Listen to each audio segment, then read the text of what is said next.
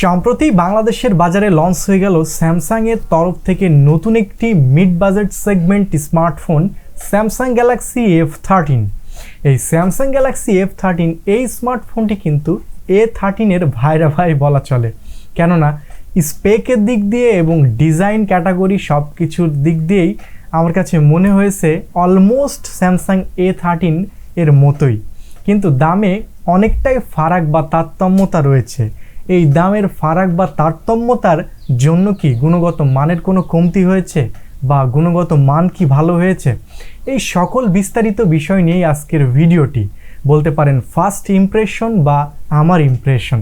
তো চলুন বেশি কথা না বাড়িয়ে শুরু করা যাক আজকের ভিডিও। শুরুতেই যদি এই স্মার্টফোনটির আউটলুক বা অ্যাপিয়ারেন্সের কথা বলি, তাহলে এই স্মার্টফোনটির ডিজাইনটা মিলে যায় স্যামসাংয়েরই F23 বা F সিরিজের কোনো একটি স্মার্টফোনের সাথে, কিন্তু এই স্মার্টফোনটির ব্যাক প্যানেলে রয়েছে ম্যাট ফিনিশ টেক্সচার।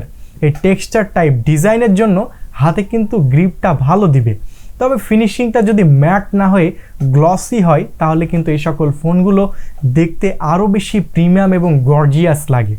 এখন যে গর্জিয়াস বা প্রিমিয়াম লাগছে না তা কিন্তু না, তারপরেও কেন যে কোম্পানিগুলো এই টেক্সচার টাইপ বডি ডিজাইন দেয় এত ভালো ভালো বাজেট সেগমেন্টের স্মার্টফোনে মাথায় আসে না। তো এই ছিল স্মার্টফোনটির অ্যাপিয়ারেন্স পার্ট।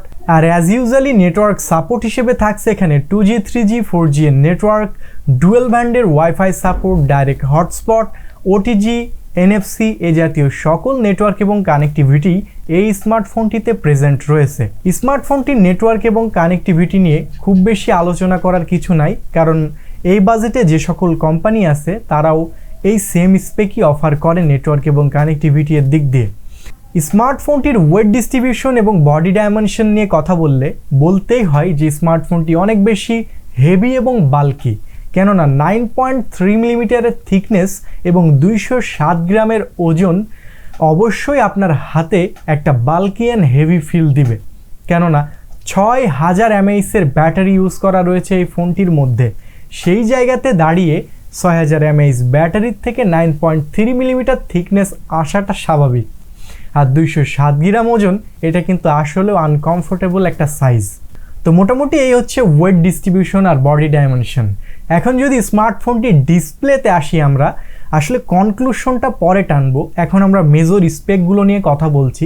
কনক্লুশন পরে করব যে আপনি স্মার্টফোনটি কিনবেন নাকি কিনবেন না, আর কিনলেও কেন কিনবেন, আর না কিনলেও কেন কিনবেন না, এই বিস্তারিত ব্যাপার নিয়ে কথা বলবো।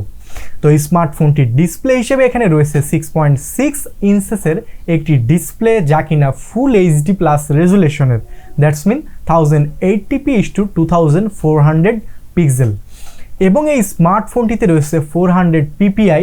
যদিও এই স্মার্টফোনটির ব্যাড একটি সাইড, আর তা হচ্ছে এখানে কিন্তু 23,399 টাকা বাজেটেও দেওয়া হয়নি কোনো অ্যামুলেট বা সুপার অ্যামুলেট ডিসপ্লে। এখানে রয়েছে PLS TFT টাইপ স্ক্রিন, যা একটা IPS ক্যাটাগরির স্ক্রিন।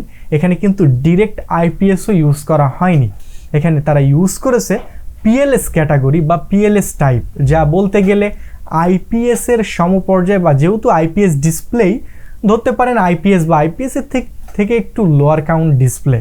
তবে স্যামসাংয়ের ডিসপ্লে বলে কথা, IPS হোক, PLS হোক আর অ্যামুলেট হোক, সব দিক দিয়েই ভাইব্রেন্ট এবং কালারফুল এক্সপিরিয়েন্স পাবেন আপনি। আউটডোর ভিজিবিলিটি বা ইনডোরের দেখা সব মিলেই আপনাকে বেশ ভালো একটা এক্সপিরিয়েন্স দিবে। কিন্তু এখানে একটি ক্ষোভ রয়েছে আমার, যেমন এখানে কিন্তু তারা চাইলে একটি মিডিল পানসোল বা সাইড পানসোল দিতে পারত। তারা দিয়েছে কি ওয়াটার ড্রপ শেপের একটি ক্যামেরা, যা কিনা সেকেলে এক কথায় 2018-17 সালের ট্রেন্ড কেন তারা ইউজ করছে 2022 সালের একটি স্মার্টফোনের মধ্যে। এখন অনেকেই বলবে যে ভাই কস্ট কাটিং করছে। হ্যাঁ, কস্ট কাটিং অবশ্যই করছে, কস্ট কাটিং আরও অনেক জায়গাতে করা যাইতে পারে, আদার্স আরও অনেক সেক্টর আছে যেখানে কস্ট কাটিং করা যায়। ক্যামেরা কাট আউটের কথা যেহেতু বলেই ফেললাম, সেহেতু ক্যামেরা নিয়েই চলুন আলোচনা বাড়ানো যাক। এখানে ক্যামেরা হিসেবে প্রাইমারি লেন্স হিসেবে রেয়ারে রয়েছে f1.8 অ্যাপারচারের 50 মেগাপিক্সেলের একটি প্রাইমারি শুটার, এবং রয়েছে 5 মেগাপিক্সেলের একটি আল্ট্রা ওয়াইড অ্যাঙ্গেল লেন্স এবং 2 মেগাপিক্সেলের একটি ডেপথ ক্যামেরা। তো এই হচ্ছে স্যামসাংয়ের রেয়ার ক্যামেরা সেটআপ, এবং এই স্যামসাং F13 এর যদি ফ্রন্ট ক্যামেরার কথা বলি, সে ওয়াটার ড্রপ শেপের ক্যামেরা রয়েছে, এটা তো বললাম, এবং এর মধ্যে রয়েছে একটি 8 মেগাপিক্সেলের সেলফি স্ন্যাপার। বেশ ভালো কোয়ালিটির ছবি ক্যাপচার করার পাশাপাশি পারবেন 1080pতে ভিডিও ধারণের সুবিধা। ভিডিও শুরুতেই হয়তো বলেছি যে এই ফোনটিতে রয়েছে 6000 mAh এর একটি ম্যাসিভ ব্যাটারি, যার জন্য ব্যাটারি নিয়ে দুর্ভাবনা বা দুশ্চিন্তা করার কোনো মানেই হয় না।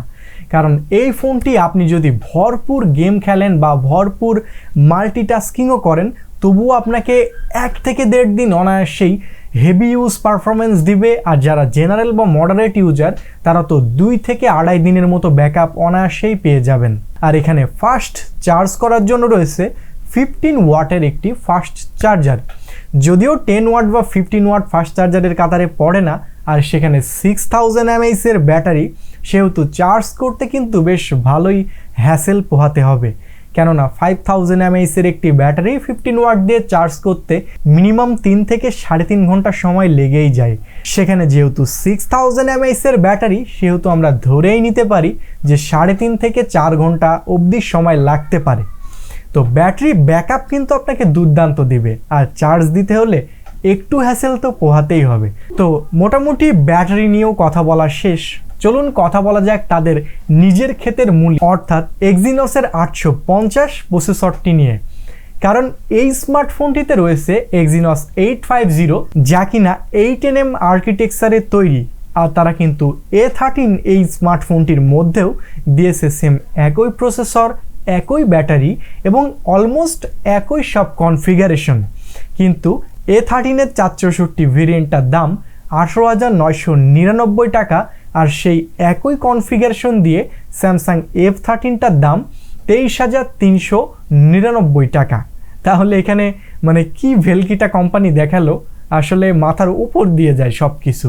একই কনফিগারেশন, একই সকল কিছু, কিন্তু জাস্ট এর জায়গায় F বসিয়ে দিয়েই তারা দামের মধ্যে 4 থেকে 5,000 টাকার একটা তারতম্যতা নিয়ে এসেছে। ও হ্যাঁ, তারা কিন্তু ফিঙ্গারপ্রিন্টটা দিতে ভুল করেনি, তারা দিয়েছে সাইড মাউন্টেড ফিঙ্গারপ্রিন্ট স্ক্যানার, যা মোটামুটি ফাস্ট অ্যান্ড অ্যাকিউরেট বলা চলে। স্মার্টফোনটি out of the box run করছে অ্যান্ড্রয়েড 12 ভার্সনের টপ অন One UI 4.1। এক কথায় আপনি হ্যাসেল ফ্রি, ব্লুটুয়ার ফ্রি এবং lag free, bug free experience নিতে হলে আপনাকে তো অবশ্যই One UI এর দিকে যেতেই হবে। তো চলুন এখন কনক্লুশন টানা যাক, এই স্মার্টফোনটি আপনি কিনবেন কি কিনবেন না। এই স্মার্টফোনটি আমি তাদেরকে সাজেস্ট করব যারা কিনা মিডিয়া কনজিউমার বা একটি ব্র্যান্ড ভ্যালু সম্পূর্ণ কোম্পানির স্মার্টফোন কিনতে চায়, বা লংজিবিলিটির দিক দিয়ে তারা একটা লং লাস্টিং পারফরমেন্স চায়, এমন একটি স্মার্টফোন খুঁজে। তো আমি তাদেরকে বলবো যে এই স্মার্টফোনটি তাহলে আপনার জন্য। আর আপনি যদি একজন হেভি গেমার বা আপনি একজন মাল্টিটাস্কার হয়ে থাকলে আপনি কিন্তু স্যাটিসফাইড হবেন না এই স্মার্টফোনটির কাছ থেকে। ভালো শক্তপোক্ত বিল্ড কোয়ালিটি, ম্যাসিভ ব্যাটারি এবং নিট অ্যান্ড ক্লিন UI সব মিলিয়ে আপনাকে লং লাস্টিং একটা সার্ভিস দিবে। আর যার জন্যই যারা দীর্ঘদিন ধরে চালাতে চান এমন একটি স্মার্টফোন খুঁজছেন, তাদের জন্য হতে পারে এটি একটি বেটার চয়েস। তবে আপনি যদি হেভি অ্যান্ড মাল্টিটাস্কার হন, তাদের জন্য এই বাজেটেই আরও অনেক কোম্পানির স্মার্টফোন রয়েছে, যা কিনা অনেক ভালো ভালো কনফিগারেশন আপনাকে অফার করবে। আপনি সেগুলোর মধ্য থেকে যে কোনো একটি চুজ করে নিতেই পারেন। আসলে নতুন করে প্রোজ এবং কনস নিয়ে আলোচনা করার কিছু নাই। আপনি যেহেতু আমার স্মার্টফোনের রিভিউটি দেখছেন বা বলতে পারেন ইমপ্রেশন ভিডিওটি দেখছেন, সেহেতু আপনি টেক সম্বন্ধে মোটামুটি জ্ঞান রাখেন। আর যেহেতু কনফিগারেশনগুলো জানলেন, সেখান থেকে আমার কাছে মনে হয় যে কোনটি ভালো দিক আর কোনটি মন্দ দিক এতক্ষণে আপনি জেনেই গিয়েছেন। তাই নতুন করে ভালো মন্দ দিক নিয়ে আর বেশি কথা বাড়াবো না। আজকের ভিডিওটি থেকে যদি আপনার ডিসিশন নিতে এতটুকু উপকার হয়ে থাকে, তাহলে আমাদের চ্যানেলটি সাবস্ক্রাইব করে সাথেই থাকবেন এমনই সব টেক রিলেটেড ভিডিও পাওয়ার জন্য। আসসালামু আলাইকুম।